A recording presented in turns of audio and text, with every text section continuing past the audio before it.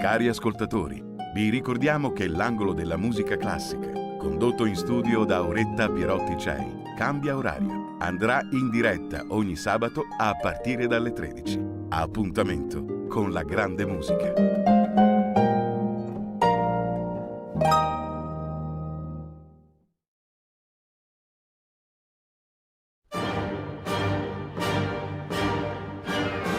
Va ora in onda La piccola città con Carla De Bernardi. Le storie che il cimitero monumentale di Milano racconta. E la linea torna subito al direttore e a Carla Maria De Bernardi. Benissimo, grazie a Giulio Cesare Carnelli. Buongiorno a Carla De Bernardi che vedo già in collegamento con noi. Buongiorno Carla, buon lunedì, buon inizio di settimana. Buon febbraio, buona settimana. E allora torniamo, visto che l'arte contemporanea al Monumentale di Milano è amplissimamente rappresentata, non bastava una puntata, ce ne vogliono almeno 2. Torniamo a parlare di questo oggi, no? Io direi di sì, perché tra l'altro c'è anche un appuntamento, ho visto, curiosando, lo ricordo intanto per chi ci ascolta, il sito di riferimento amicidelmonumentale.org, ma anche la pagina Facebook di Carla De Bernardi che trovate facilissimamente. C'è anche un appuntamento per domenica 13, poi forse ce ne parlerai, no? Guarda, ve ne parlo subito, così via il sassolino della scarpa, il dente, chiamiamolo come vogliamo, perché io è anni che faccio questa passeggiata di San Valentino, proprio mi è venuta come intuizione anni fa. E avevamo avuto anche un grande riscontro sulla stampa, perché era una cosa strana andare a San Valentino al Monumentale, però tutti gli anni lo facciamo e quest'anno mi sono detta cosa racconto, perché insomma riproporre lo stesso appuntamento ero scettica. Abbiamo 2 turni da 25 persone e altre persone in lista di attesa, perché la prenotazione è obbligatoria, perché ci sono ancora limitazioni di posti e poi perché noi prendiamo le radiocuffie per evitare che la gente si sputacchi addosso e quindi abbiamo più di 50 persone. E sai perché? Perché ho avuto un'idea e secondo me le idee buone, non secondo me, le idee buone vengono premiate e poi rubate, che è giusto, perché se ti rubano un'idea vuol dire che era veramente buona. Infatti altri vanno a San Valentino. Quest'anno per rinnovarmi ho deciso di raccontare le storie di coppie che hanno costruito insieme qualcosa di bello, che hanno avuto un ideale comune e hanno dato vita a qualcosa di che c'è ancora. Faccio un esempio, poi cambiamo argomento. Sì. Chi ha fondato l'Umanitaria? Mosè Loria e la moglie Anna Tedeschi, Turati e Kulishov, e coppie così, che andiamo proprio a raccontare le loro storie, oltre che a vedere delle tombe bellissime di abbracci, baci sensuali, ultimi addii, arrivederci, ci vediamo dall'altra parte del cielo. E detto questo, se qualcuno vuol venire, scriva a prenotazione Amici del Monumentale, perché magari facciamo anche un terzo turno, perché abbiamo veramente tante richieste. Quindi bene, per domenica prossima venite a baciarvi al Monumentale. Detto questo, torniamo alla nostra arte contemporanea e anticipo anche che faremo in primavera una passeggiata di arte contemporanea con una storica dell'arte molto brava, che è una nostra amica nonché volontaria, e ci porterà proprio lei, che ha diretto per anni il Museo di Arte Sacra di Villa, aiutami, lì a Niguarda, Villa Clerici? No, Villa Clerici, sì. Non mi ricordo il nome del museo, comunque il Museo di Arte Sacra Contemporanea. Lei si chiama Angela Bonomi Castelli, è una grande studiosa e ci farà fare una passeggiata nell'arte contemporanea, quindi preparatevi che arriveremo anche lì. Oggi ho visto che la volta scorsa ho parlato di diversi artisti, ho abbastanza esaurito, si fa per dire ovviamente, Fontana. Oggi vi parlo di altre opere così un po' in ordine sparso, ma cominciando da quella che è fuori dal Monumentale, perché fuori dal Monumentale nel 2017 mi pare, o forse anche prima, abbiamo regalato con Fonderia Battaglia, di cui c'è una foto di una fusione, con Fonderia Battaglia e Ambrogio Azuma, artista nippo-meneghino straordinario, purtroppo scomparso, abbiamo regalato noi 3, Battaglia, Azuma e gli amici, una stele spazialista, zen spazialista, che si erge verso l'alto di bronzo, che è fuori dal Monumentale, e nel piazzale esterno, nel prato, più o meno davanti agli acattolici. La vedete, se la state cercando in regia, è vicino alla mano a Gennaro Fabbri, vicino alla mano bianca e nera, la trovate. E quest'opera è fantastica perché Azuma ha voluto omaggiare Milano, eccola qua, che è la sua città di adozione. Azuma doveva partire kamikaze, aveva già fatto il pieno, sai che si faceva il pieno solo per andare perché non potevano pentirsi e poi non potevano tornare indietro soprattutto perché dovevano esplodere. Cosa succede? Il miglior amico di Azuma parte, è l'ultima missione suicida, poi è pronto per partire Kenjiro e la guerra finisce. Kenjiro, invece di essere tutto contento, come sarebbero stati probabilmente quasi tutti, ma non i giapponesi, kamikaze, si dispera perché non ha potuto fare quello che il suo imperatore, che per lui era Dio, gli aveva chiesto, cioè di immolarsi per la sua patria.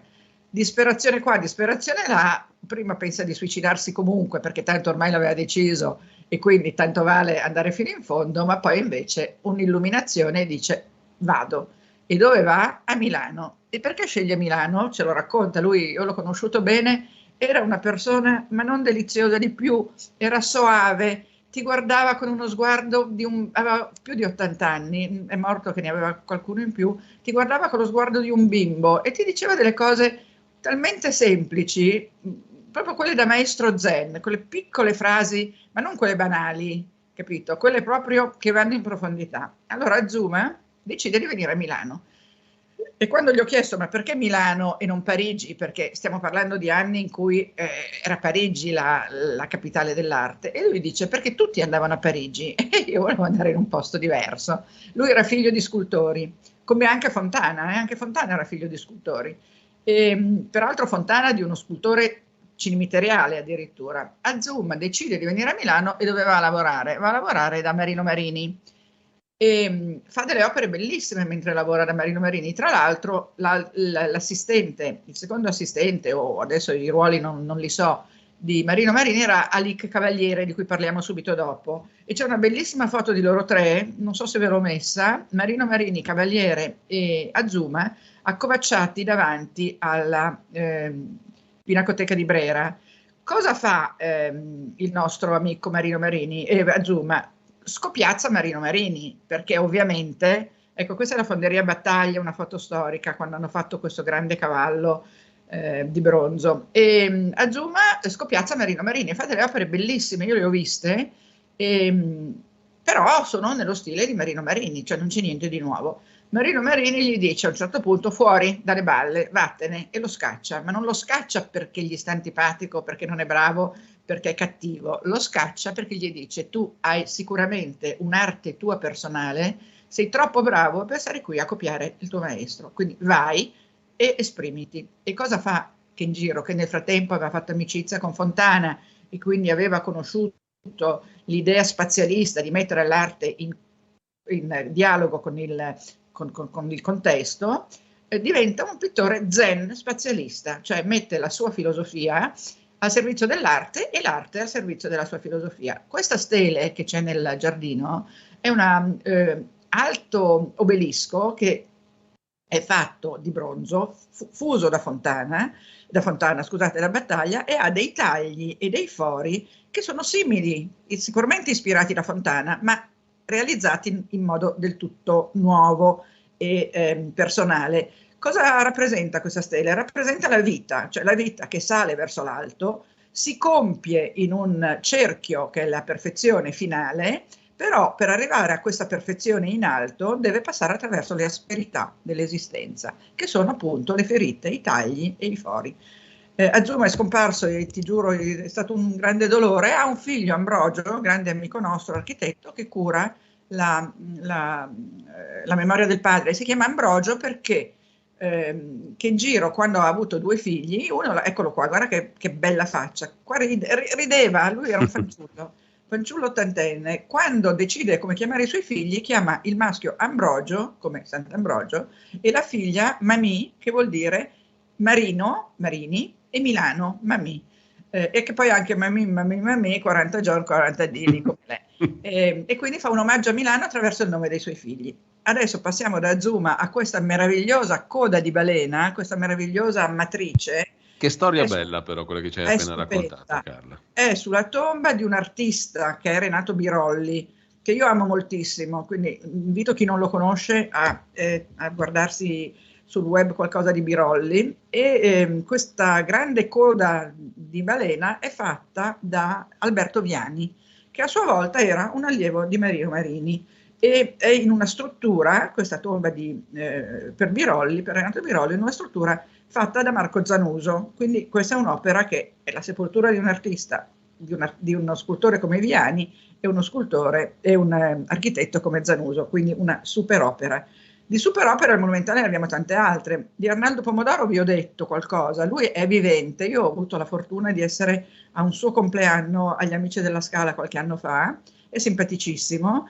E poi l'ho visto anche in una conferenza a Brera con Ermanno Olmi, dove era stato un dialogo tra due persone meravigliose. Anche Olmi aveva questo viso di persona, di persona buona, di persona giusta, non so se l'avete presente. Aveva proprio un volto aperto, sereno, soave anche lui.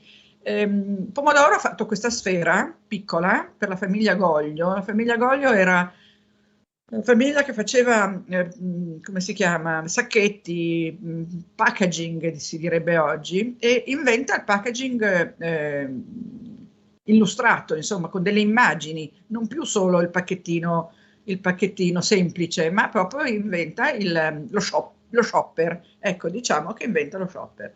E si fanno questa tomba di Pomodoro, che è una piccola sfera rispetto a quelle grandi a cui siamo abituati, ma la poetica è sempre quella, cioè la perfezione del cosmo e dell'universo interrotta dall'azione dell'uomo, che immette nella natura, nella perfezione della natura, il suo intervento, i suoi meccanismi, e anche la base di quest'opera, di questa tomba è bellissima, perché anche la base, qui non lo si vede ma lo è una scultura altrettanto importante della sfera, quindi è una scultura composta, ed ha come una specie di faglia, come se questa sfera fosse caduta sulla Terra, come se fosse un asteroide che apre una faglia sulla crosta terrestre. Questo, guarda, potrebbe essere un mio delirio, perché può darsi che magari proprio l'amica Angela Bonomi Castelli mi dirà: Carla, ma ti sei diventata matta, l'asteroide, cosa ti sei inventata? Però è così che io lo vedo. Pomodoro ha fatto altre opere al Monumentale, e soprattutto ha fatto una bellissima edicola, l'edicola Centemeri, con il fratello Joe, perché Joe Pomodoro e Arnaldo nascono come orafi e poi diventano scultori entrambi. Hanno fatto questa edicola che è una specie di baldacchino, no? Con un mosaico in alto, un celino di mosaico che ricorda San Vittore in Ciel d'Oro, che è in Sant'Ambrogio, che forse avete visto visitando la Basilica. E questa edicola è bellissima perché ci sono dei montanti, il tetto, chiamiamolo così, col mosaico, un altare centrale con una croce, e tutti gli elementi, compresa la catena che collega i piccoli pilastri di perimetro, sono vere e proprie sculture. E anche se vai dietro, vedi che è tutto scolpito. Ci dovrebbe essere l'edicola Centemeri nelle foto, però io purtroppo da qui non posso essere io a guidarle. È una specie di struttura molto leggera con dei pilastrini di bronzo e questo celino d'oro. Questo che state facendo vedere invece è un bellissimo salottino di marmo fatto da Igor Mitorai. Igor Mitorai, grande scultore scomparso da poco, bulgaro mi pare, non ci giurerei, però dell'est, ed è un salottino meraviglioso dove ci sono due teste, un uomo e una donna, con le classiche, i classici stilemi di Mitorai, quindi la ripresa della statuaria classica con degli inserimenti o una lavorazione del marmo che crea dei quadratini, dei rettangoli in corrispondenza del cuore. Credo che tutti abbiate visto la grande opera di Mitorai davanti a Santa Maria del Carmine. Lui, per protestare contro la mutilazione delle statue classiche che sono state mutilate nei secoli, fa delle statue, tipo quella di Santa Maria del Carmine, che sono mutilate in partenza, cioè manca la testa, mancano le spalle, perché è un omaggio all'arte antica. Ecco la Centemeri, guardate che meraviglia, è tutta una scultura, comprese quelle catenelle, che non sono catenelle, ma sono degli anelli scolpiti in bronzo, le colonnette che salgono sono sculture, l'altare è meraviglioso. Beh, Carla, dobbiamo salutarci qua. Oggi è più doloroso che mai, a dire il vero, perché ti stavo seguendo rapito. Dovete venire a vedere questa nostra passeggiata dell'arte contemporanea. Adesso proporre una terza puntata mi sembra troppo, però ci sarebbe ancora tanto da dire.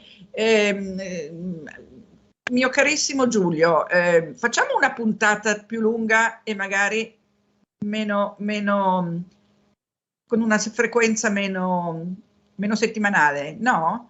Vediamo, ci ragioniamo sopra, perché in effetti la misura del quarto d'ora comincia a essere un po' troppo stretta. Comincia a stringere. E poi sai che io ho un'altra trasmissione con voi, vogliamo dirlo? Sì, la Meneghina, debuttata settimana scorsa. Il mercoledì dalle 12:30, se non vado errato, sì, no? Tutti i mercoledì. Abbiamo fatto la puntata pilota l'altro mercoledì, ed è nella Meneghina sarei io, che sono nata a Alessandria d'Egitto, ho vissuto a Parigi, sono arrivata a Milano a 12 anni, però di papà milanese, di mamma romana, di nonno napoletano, di bisnonna greca, però sono meneghina. Ma avremo modo poi di parlare anche di quello. Grazie intanto a Grazie Carla. Giulio, grazie. Venite a fare qualcosa con noi amici del Monumentale. Amici del Monumentale.org. Saluto chi è già venuto, persino da Roma. Ciao Carla, grazie. Ciao. Avete ascoltato